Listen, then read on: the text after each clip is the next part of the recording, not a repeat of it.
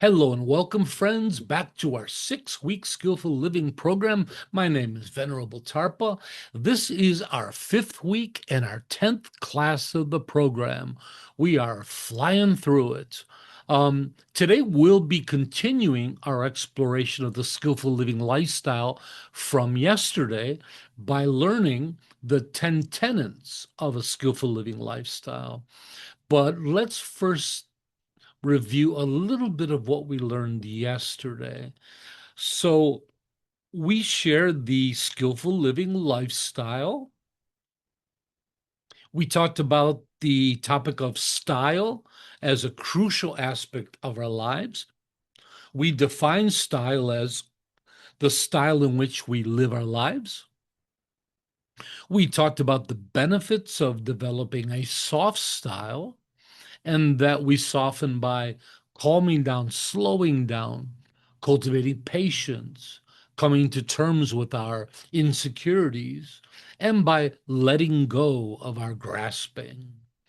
We also shared the week's main practice of the 4 expressions of softness, one of my very favorites, the cultivation of a soft and beautiful mind, soft and beautiful speech, soft and beautiful behavior, and soft and beautiful actions, which I shall attempt to use in today's class.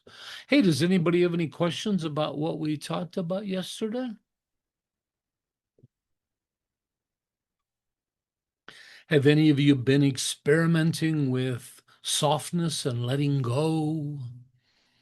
Did you climb out of bed a little softer today? Miss Jan, please. Um, I've just been trying to make my actions softer. Like last night I was washing the dishes and I thought about what you said about, well, are you washing them, really well? Or are you just, going through the motions and maybe you're mindful, but, you're not really trying to do the best job you can. So I did, and it did seem to make it nicer. It was a beautiful thing instead of just, I got to do wash the dishes. Yeah, you wash them soft and beautifully, right? I think action's probably the place most people start, and then behavior kind of comes in. Speech is an easy one to practice because we're always communicating, and I think it's one of the most profound right away. And then the last one, soft and beautiful mind. That's a bit more elaborate, sophisticated, refined, but also really empowering. Um, and in some ways, if you can get a soft and beautiful mind, all the others follow, right? Oh, I'm glad you're practicing. Um, how about has anybody been practicing? Well, let's say, has anybody been noticing any benefits from the 4 expressions of softness? Do you notice any difference in your family or your pets? A lot of us yell at our dogs and cats all day long. Okay. Anyways, that's yeah, sample, please. Yeah, I think today I decided to take a walk down the beach with the dogs down at Portobello in Edinburgh. And there was a lady, and I wasn't sure if she was leaving the table. It was very busy and it was sitting outside. So I politely asked her if she was leaving, and she was. And then we had a conversation. She liked the dogs. I had my t-shirt on, a Sex Pistols t-shirt. She likes that music. And we were having a conversation. And we ended up having a nice conversation. And I realised that was because I was actually relaxed and being soft. So we had a good friendly conversation, and she left happy. I sat down happy, and it was just a nice sort of, just two strangers just having a nice friendly discussion. Yeah, it's not threatening, is it? No, When you're soft, people aren't threatened. yeah, Dharma today brought up a good point, and he said, it's not so easy because sometimes when you're soft and kind to people, they're suspicious, right? Because they're not used to it. And I mentioned to him that I often say the best part of being a monk is that I can be as soft and kind as I want to people, and they're not suspicious. They just think it's part of my vocation, especially to women. Before I was a monk, if you were nice to women, they sometimes would jump to conclusions. But now as a monk, I can be really soft and kind. And my advice to him was that we have to use wisdom and skill and figure out how the tools work for us, right? Joe, did you want to share? Yeah, I've always, when we're talking about softness, I think we all know those one or two people that are always like even keeled. They never get excited. They never get real. They're usually in a good mood, but they never get super excited. They never get super angry. They're just always, in the middle. And they don't seem to let their emotions get a hold of them, and I've always admired those type of. I've never been one of those people. I would like to be one of those people, but I always are a little envious that I'm not that way, and I kind of that's something that I hope to become down the road in time. Yeah, well, Buddhism sure helps people do that. I think the expression that we use for people like that, we call them laid back, Yes, right? yeah. Yeah. That Well, I ain't tell me. you, I wasn't laid back when I was younger, but I certainly am more laid back now. So, but yeah, but you're right. That is a soft quality, isn't it? And it's magnetizing. People are really drawn to it, as yourself you admit to. Yeah. Hey, thank you, everybody. So, again, today we're exploring the 10 tenets, a drum roll, please. The 10 tenets of a skillful living lifestyle. Um, so the skillful living lifestyle is a approach to life that recognizes the interconnectedness of the essential aspects of our lives and how, when cultivated together holistically, they swiftly produce harmony, happiness, and well being in our lives. A little bit about the origin of this before we dig in. Um, this started when I was watching my health, and I was having some. I think I wrote this when I was in Istanbul at the beginning of SPT, probably about 5 or 6 years ago, and anyways, I was starting to have some heart trouble and I had to make a lifestyle change. And I radically improved my diet and exercise, all those things. But what I noticed was something that I didn't expect, that when I changed my diet and lifestyle, how much it affected my Buddhist practice. How much more, especially for me, I've always been a sleepy meditator. I still struggle with it, but how much more alert I felt in meditation, how much more energy I had towards practice when all of a sudden I started eating better, exercising, taking care of myself. And it wasn't a little difference. I mean, it was enough of a difference that I actually wrote a program around it. But that's the origin of this. I saw it in my own life at how all these different aspects of my life actually had a strong contribution to my Buddhist practice. And so that's where this was born. And I had all kinds of different renderings of it. It was, the 4 tenets, the 6 tenets, the 15 tenets. Somehow I got it down to a nice even number, 10. And I haven't had any notion of changing it in 5 years.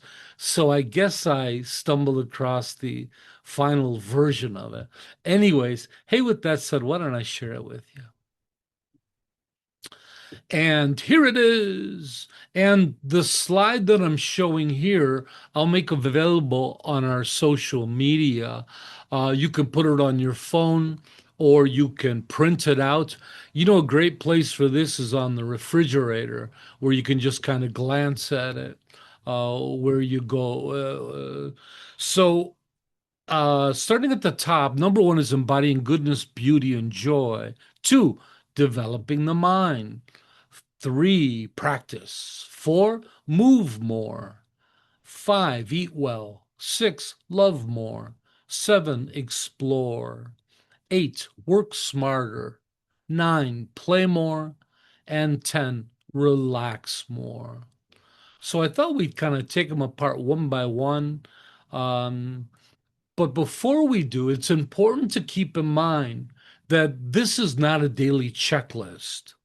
It's never supposed to be, but instead, it's something we periodically reflect upon in order to ensure that our lives remain properly balanced.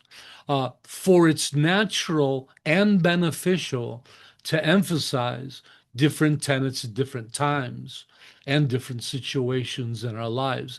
So, something big comes up at work, some big order comes through, whatever it might be, you know, there's times that that's important and that needs more priority.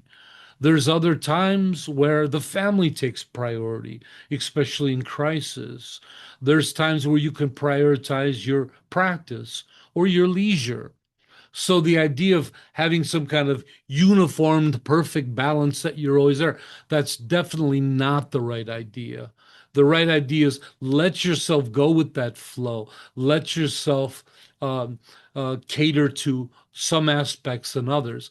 But the overall idea is not getting fixed and losing track of some of these other important things in your life. You might be really focusing on work, but then you see this on your refrigerator door and it reminds you, hey, I really need to get some play and some relaxation in for me to have a very balanced mind.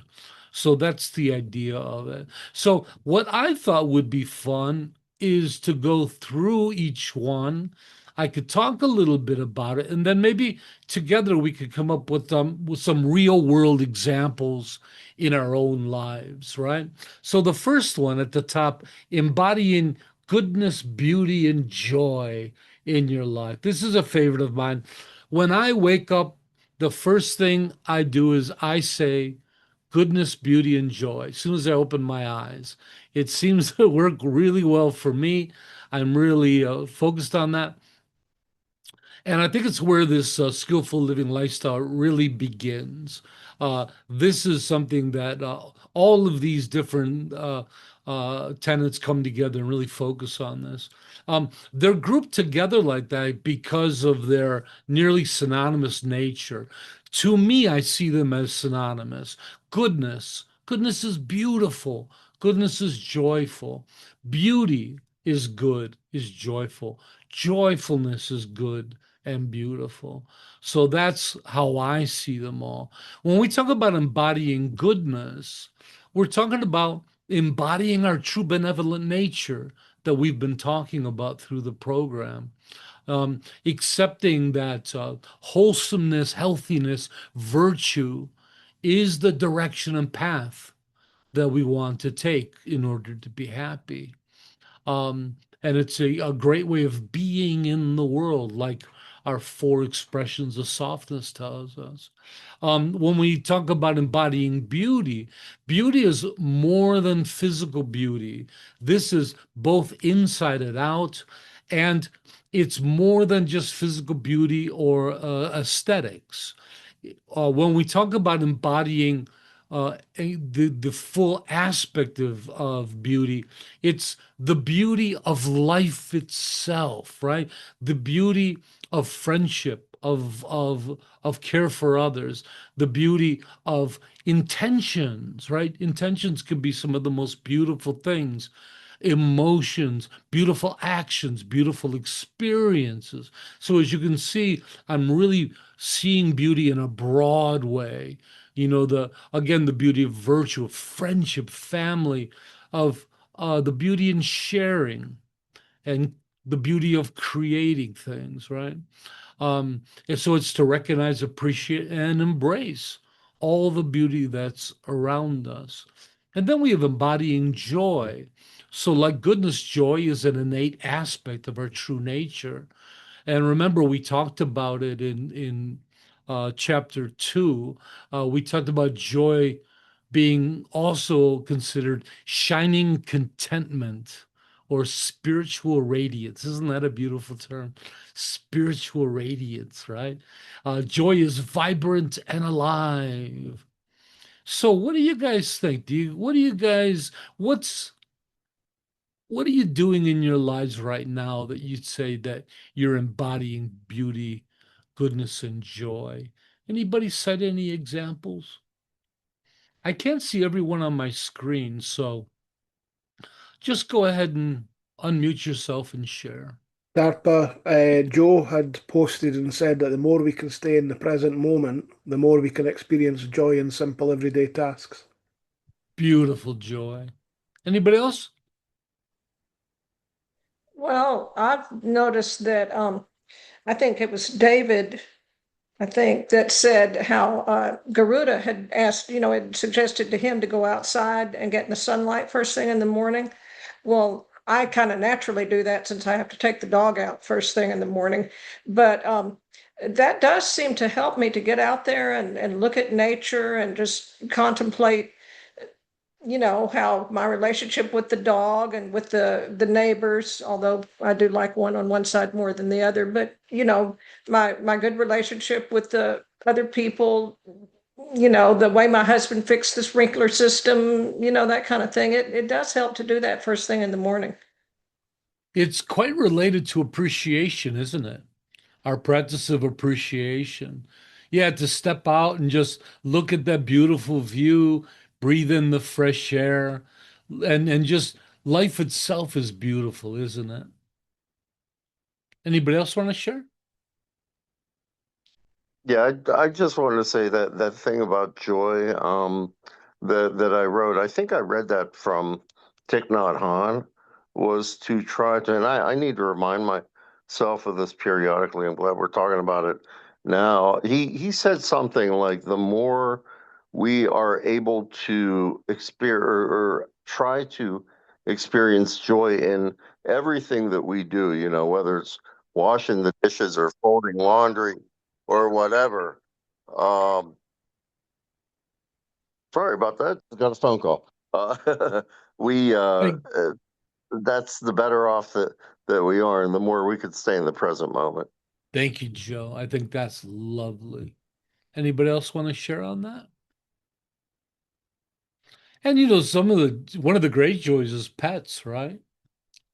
Goodness, beauty, and joy all wrapped up in the one thing, like Garuda's monster dog, all wrapped up in one thing. Except for my dogs that just poop all over the house. There's no beauty in that. Hey, number two, developing the mind and heart. We often poetically talk about the mind and heart separately, but I think I think evidence shows that, it's the same thing. Our emotions are chemical creations in our minds. But anyways, what y'all doing to develop your minds? Well, we're here right now, Tenzin Tarpa, at your class. Anything else? And by sharing, you're giving other members your ideas because we're going to embrace this throughout the week, throughout your lives. So a lot of the things you're sharing here is good for everyone here. What do you guys think? How about the book club? That's a great one. I think for me, developing the mind basically is working on my breathing and not reacting. So actually, just stopping those negative reactions that would have occurred before, and just taking a step back mentally and sort of developing the mind the right way, basically. Um, I would pin that to the next one. That sounds more like practice. yeah, yeah, But yeah. developing the mind includes developing emotions. Mm. Anybody want to share anything on developing the mind? How about practice? Well, we're all Buddhist practitioners, right? What are you guys doing to forward your practice? Come on, participate. Have some fun with me. We're supposed to be loosening up and softening. All right, What do you? Tarpa, I'm involved in another Sangha, we meet Sunday nights, and we're talking about the paramitas, so the virtues, the Buddhist virtues, and the person who runs the class has come up with 12 of them. I know, depending on what tradition you're talking about, there could be 6, there could be 10. This person came up with 12, and we're talking about one of them is meditation. We talk about one every month for 4 Sunday nights. So anyway, last night we were talking about meditation, and he had us go into a few sample meditations where we really focused on contemplation, and it was so cool Lovely. because we were doing it in that environment. I really was locked in on the thing that I was contemplating. So I was Excellent. able to, kind of look deeper into it and get more out of it, where I don't normally do that Okay. because I think I get a little lazy with So how I'm contemplating, if that respectfully, makes Joe, sense. this is supposed to be a little short back and forth. We're just Oh, supposed to be okay, talking about a few things so we have quite a few tenets to get through. gotcha. I appreciate that so much. Hey, how about moving more? So what I like about this is that this is, usually you'd think about exercise. And one of my doctors actually uh, turned this on to me. And he said, don't think about it as exercise.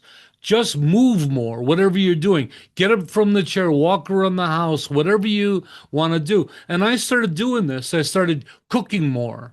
That I'm moving around the kitchen, started cleaning more, just literally moving more. Get out, walk around the back deck a little. I do a lot of walking meditation in the house. So when we're talking about moving more, it doesn't have to be some kind of strict exercise. It can be stretching, it can be dancing, or even playing with the dog is moving more, right? Playing with the kids. Who likes to move more, and what tips do you guys have for each other on moving more? I just gave a whole bunch. Miss I have one. Jan.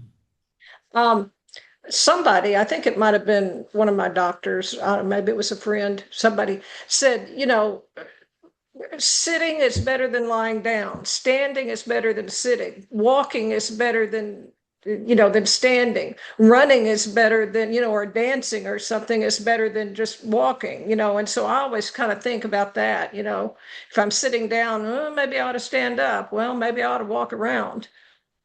I like it. That's really good. Anybody else want to share?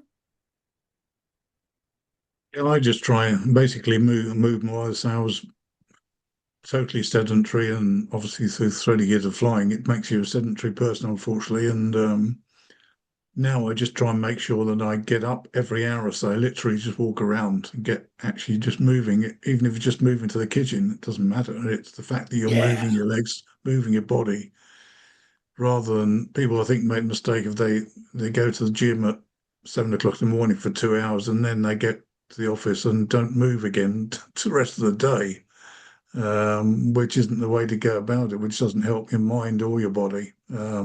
That's right. Just standing up and letting Yeah, gravity do its thing and pull your blood down to your feet. yeah, just One just of the moving things on. that works in this is the new fashionable thing of counting steps. That instead of, like Garuda said, instead of just an hour of walking, now people are counting every step they take, even walking to the bathroom. And so it works.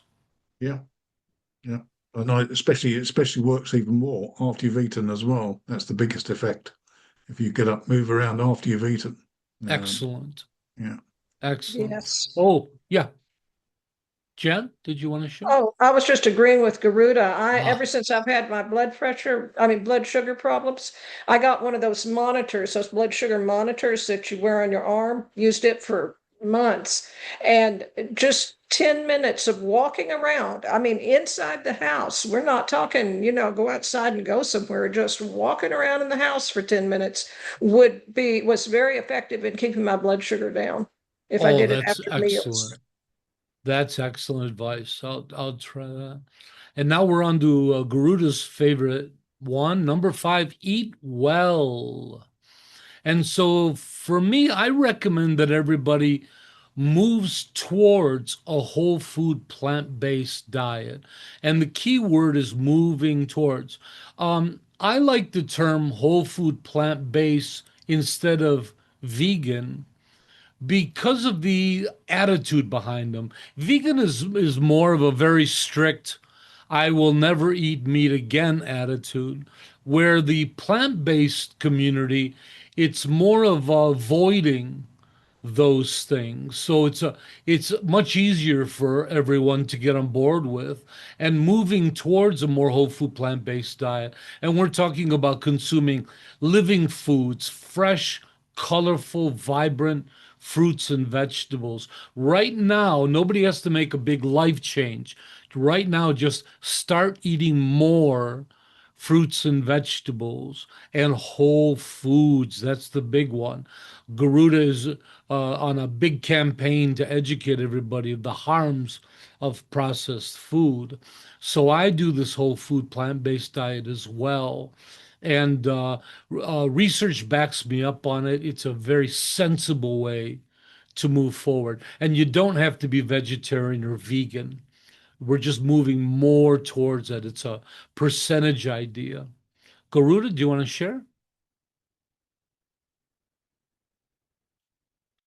Yeah, very much in what you just said.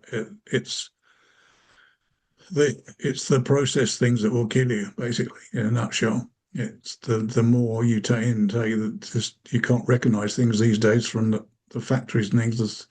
If it's not something you recognize in a natural form, it's probably not going to be good for you, basically. And that's it in a nutshell. Um, but the more of those things you can recognize, that's what's going to say keep you a healthy body and help your mind as well. And again, we don't have to never eat them again.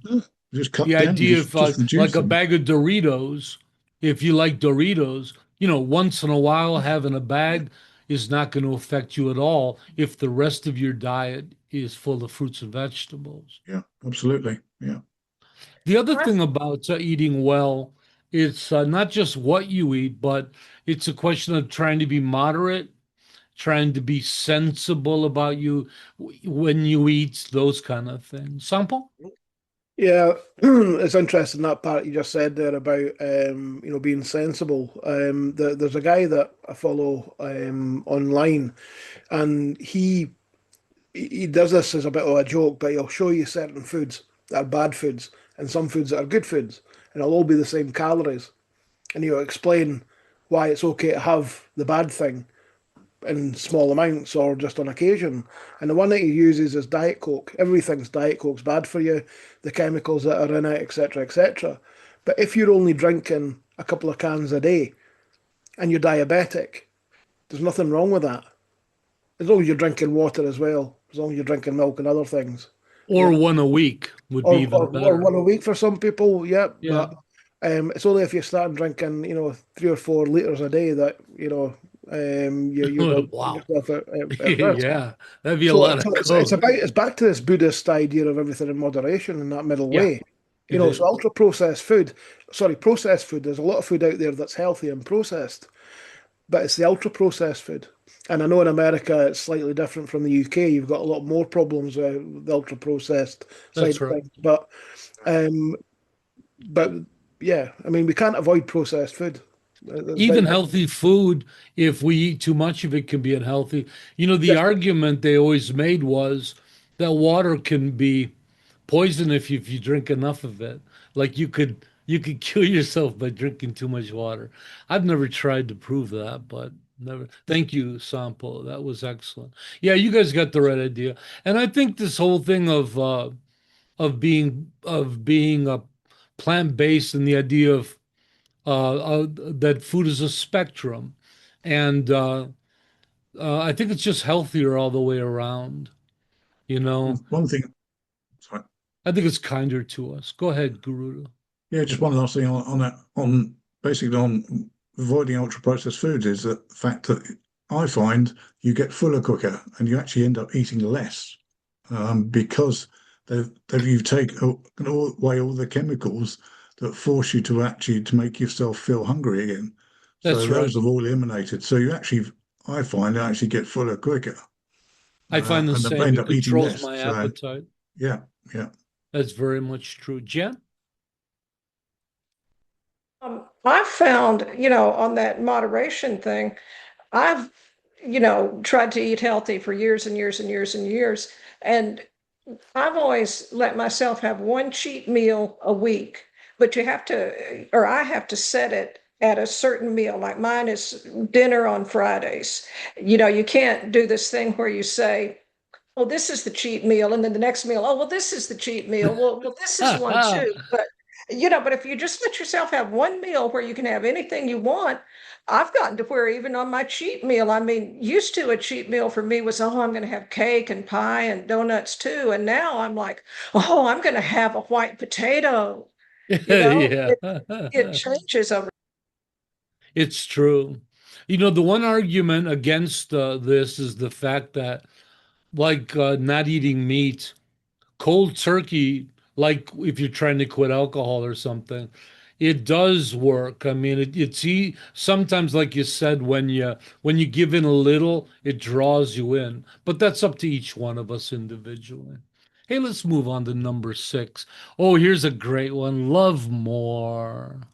So here, when we talk about love more, we're looking at love in a broader context, not just our partners, not just our immediate family, but the love of friends and loved ones. It's the love of life itself, just love in every aspect, and learning to cultivate this love and joy in all the things that we do. That's what we mean by love. um, uh, Loving and caring, reaching out to old friends we haven't talked to for a while. That's part of loving more. Anybody have any thoughts on how we could love more?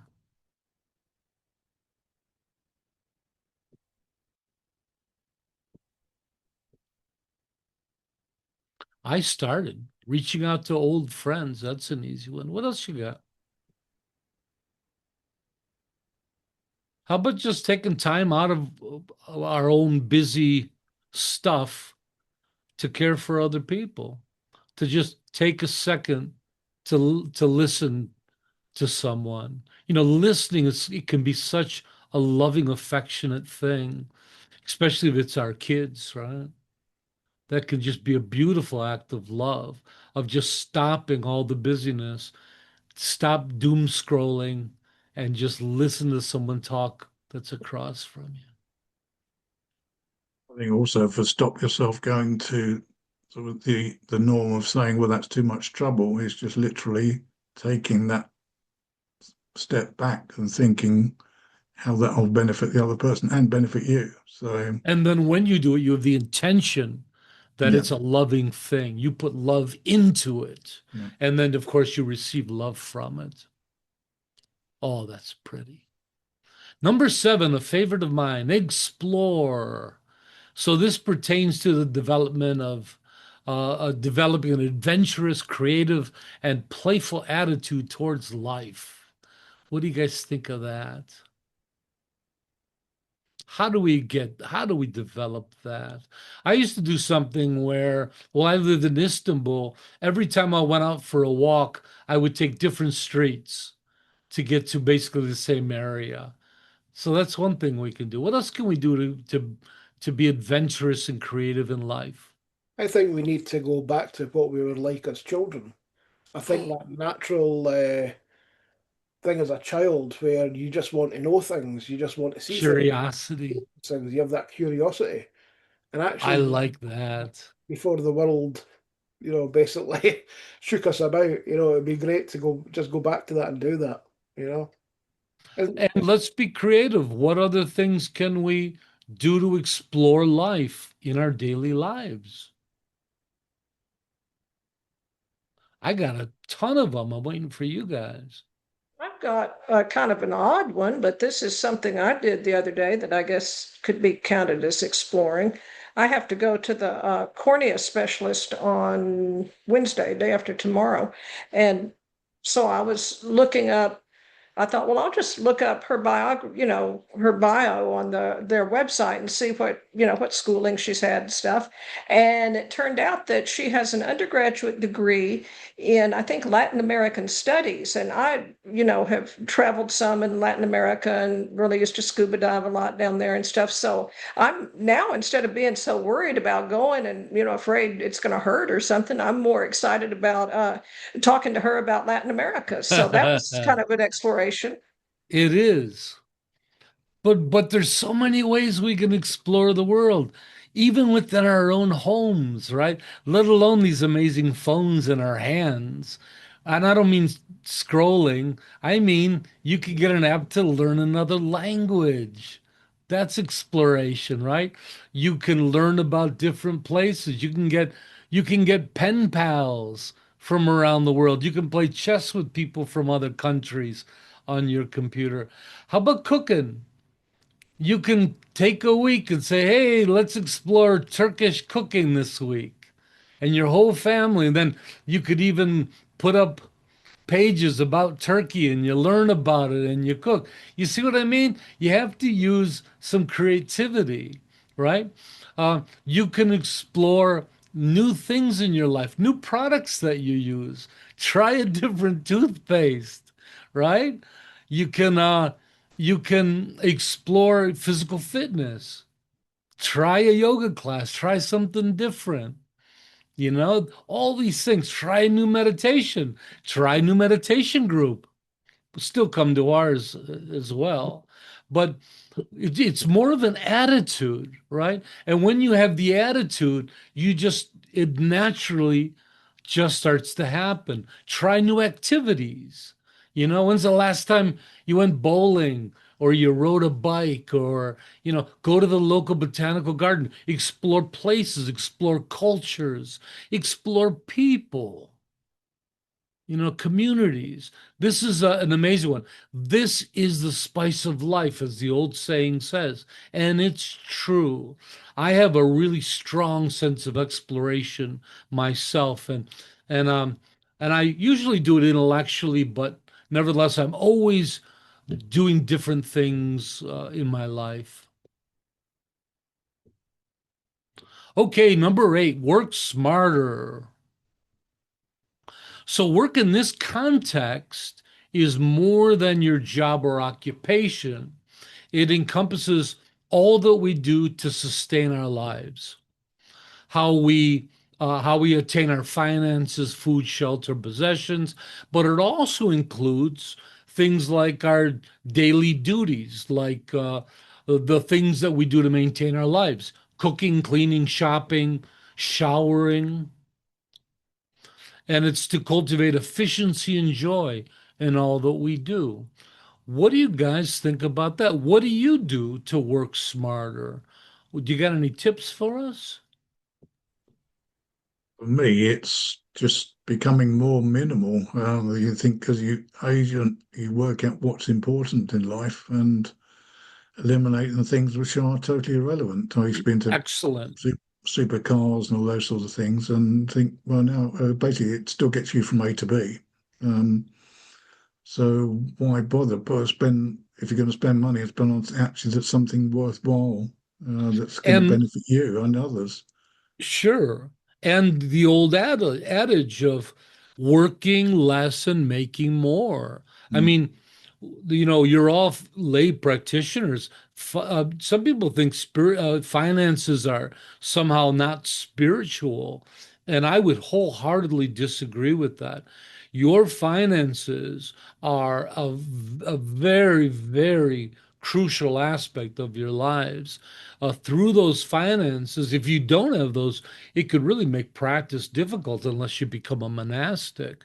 So, yeah, learning how to work less, make more money, and then just simple things like being more efficient at the things you do daily. I'm really an efficient person. I put a lot of time in, like for breakfast, everything's lined up and I know how it goes and this is what I make, and I find that makes my life Much, much easier. And it also includes ethical choices, right? Not directly or indirectly harming others with our work. And this could be like Sangmo is a whiz on Excel and spreadsheets, and making spreadsheets to do things, a cleaning list. I like checklists; they're so functional for me. But all of these things really important. And by the way, we're talking about these, but getting back to the fact that all of these benefit your practice. How does working smarter benefit your practice? Well, if you can make more money and work less, you have more time to practice. You can go on retreats, things like that. But if you're more efficient in your day, you have more time to meditate, right? If you can, a silly thing that I started doing, I caught myself that when I had a project to do, I would give myself a big chunk of time to do it. Okay, I got to clean the bathroom. And I would set aside the morning to clean the bathroom. And then I would drink coffee and try to get myself in the mood. All this pre work stuff to get ready to clean the bathroom. And then one day I realized, wow, it really didn't take me very long. So I started recording the amount of time it took me to do all the activities in my life. This was a game changer. When I realized that I could clean the whole bathroom in less than an hour, all of a sudden, all this free time appeared to me. And also, like, I didn't need to prepare for it. It was like, whatever, 44 minutes to clean the bathroom. It was like, oh man, that's nothing. I would just start right away. I would just jump on it, get it done. Again, check it off my list. And I just realized all these things. Emptying the dishwasher. I would say, oh, it's a lot. You gotta hope somebody else does it, keep pushing it off. And then when I timed it, it was like 3 minutes to empty the dishwasher and put the dishes away. And all of a sudden, you just do it right away and it's finished. This is being efficient. And then you have time to do your meditation, right? Which again is timed, right? We know how long we meditate. So this is the idea. And try it. Time how long it takes to take a shower. Mine were all small, but if yours are lengthy, then that might tell you that you need to cut those down a little bit and figure out how to do that. Oh, and number 9, play more. Who likes this one? Who plays enough? I want to see a raise of hands. Who plays enough? I don't see any hands. Aren't you guys? Doesn't anybody play enough? Oh, that's so sad. You notice I didn't put my hand up either. This is one that I do not do enough. Every time I teach this, this is the one that comes to mind. Making time for fun and laughter. And this could be, watching movies with a friend, wrestling with the kids, playing a favorite board game or sport. And we like to say with all of these tenets is that the soft play is a play at its best. Soft motion, soft diet. We like the soft approach to everything we do. Can anybody, what's your favorite thing to play? I like riding bicycles and I never do it. Anybody else? I really enjoyed my karate, but unfortunately, my joints and my knee are no longer allowing me to do it. But I do like our e-bike, which makes it a little bit easier. They're But fun. there's, but I also like more sedentary theatre and listening to music. So when you say play, Going to concerts? going to concerts, You yeah, love my going to music. I concerts. do love my music. Yeah, very much so. Anybody else? What do you do for fun?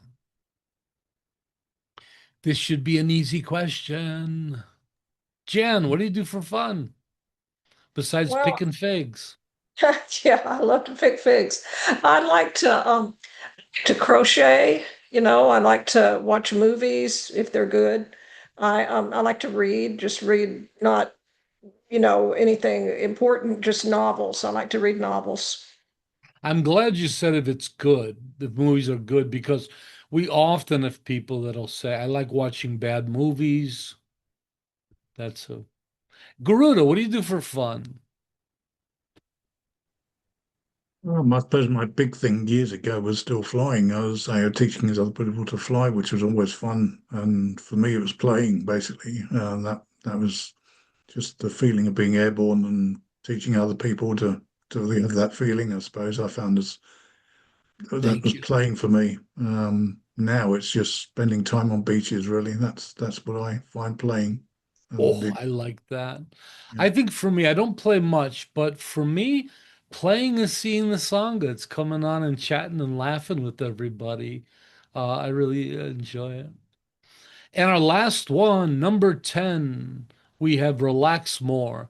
This is another one I'm not good at. You think, well, you meditate so much, but meditating isn't relaxing. Meditating, there's effort involved. It's a little bit, it's practice, it's work.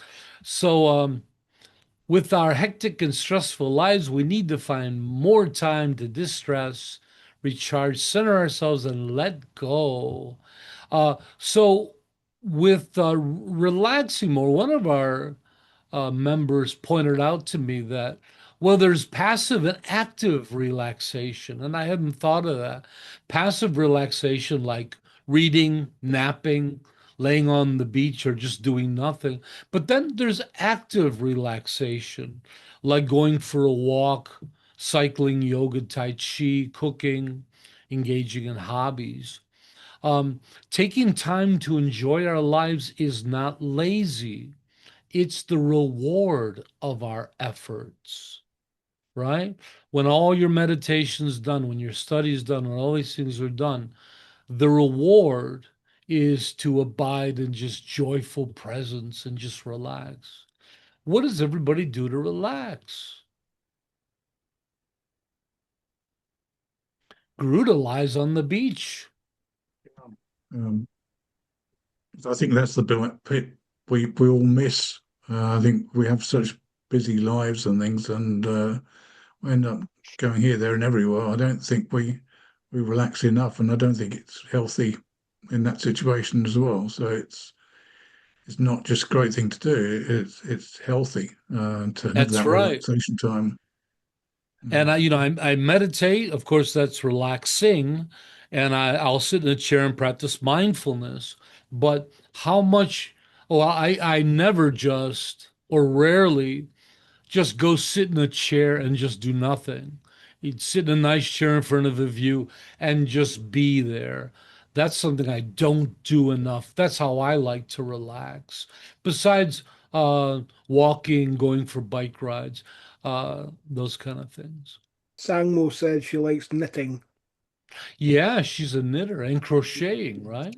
And I think for myself, interesting what Garuda's saying because I found over the last couple of months I've had to take things a bit easier and found myself spending more time actually giving myself permission to do nothing, to sit and read, to take time out, to go walking with the dog, to get the fresh air like I did today, going down the beach, but also Just sit on a just park think, bench. yep, being mindful. I still have my Yeah. practice as well, and Even letting going mindful, because well, that's practice too, but just to be. you're absolutely right because part of what we sometimes need to do, and meditation helps, but we also need to empty our brain. We need to actually sometimes just have a sort of dump everything out our brain and just switch off, That's right. Or away from fill it any with stimulus. simple Or fill it things. with simple things, absolutely. Like fill it with the flowers that are in front of Yeah. you and you're sitting on a bench, or fill it with the birds flying through the sky, or this nice person who sits down next to you. Or the feeling of the hot water in a shower, or just Oh, I love it. Thank you. I think it's also Lately, I've been listening to a lot of classical music. That's been my Oh, preferred method of relaxation. oh boy, that's wonderful. Sorry, I haven't been calling you on you, Dharma. I didn't think you were still with us. I can't see everybody. Um, any of these tenets can be combined. And one of the great examples is riding a bike, right? So riding a bike, you're moving more, you're for me, oh, it's definitely playing. You can explore. To me, it's quite relaxing. If I invite a friend, I get some more loving involved as well. Um, so you can see how a lot of the things we do really do occupy many tenets at the same time. But again, it's important to recognize that we're not sharing this as a daily checklist. That would be pretty obnoxious to try to get them all in and check them off a list. But it's again something that you just check on to determine whether you have some balance in your life. Again, I recommend printing this out and hanging it on your refrigerator. The the center gathering point of the human family, right? Our altars are our refrigerators, or a noticeable place like the office. I printed one out and laminated it, and I put it in my suitcase, and it's just always there. I stick it up on the walls. Um, so then there's this aspect of integration of the skillful living lifestyle. And that is as we engage in this skillful living lifestyle in the 10 tenets, we begin to realize the true interdependent nature of our lives and how each aspect of our lives contributes to our spiritual practice.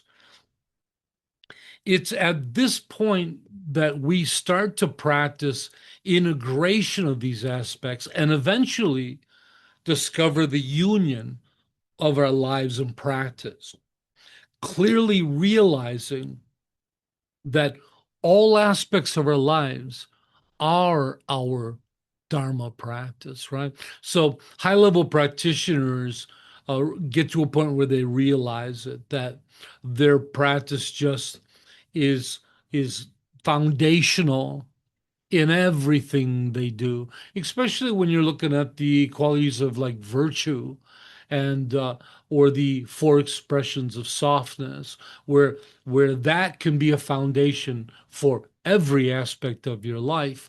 And so you get to the point where you realize just your life is Dharma. Everything you do is Dharma. And this is an extraordinary level of practice to attain. And as you can imagine, the results are extraordinary from that union. Any questions? I have a question. Which tenant do you think you're going to have the most trouble with? Well, let's do most trouble with and then the easy. Let's do them the other way around.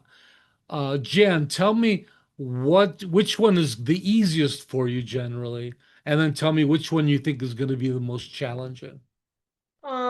To me, probably right now, the easiest one is practice. I don't know why, but I've just been really getting into it more and kind of naturally doing it.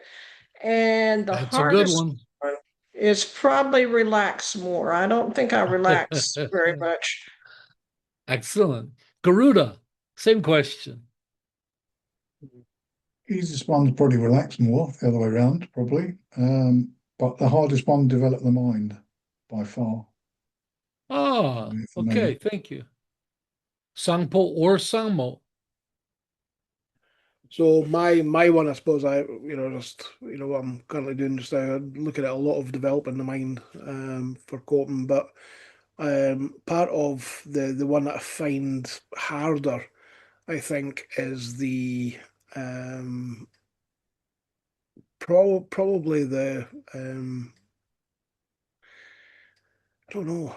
It's a tough one. I think the move more is a difficult one because Ah, my arthritis makes it quite difficult. So I am trying to use the e-bike for that. So that would be the more difficult one. thank I you. think the easier one would be definitely the relax more. I'm now Thank you.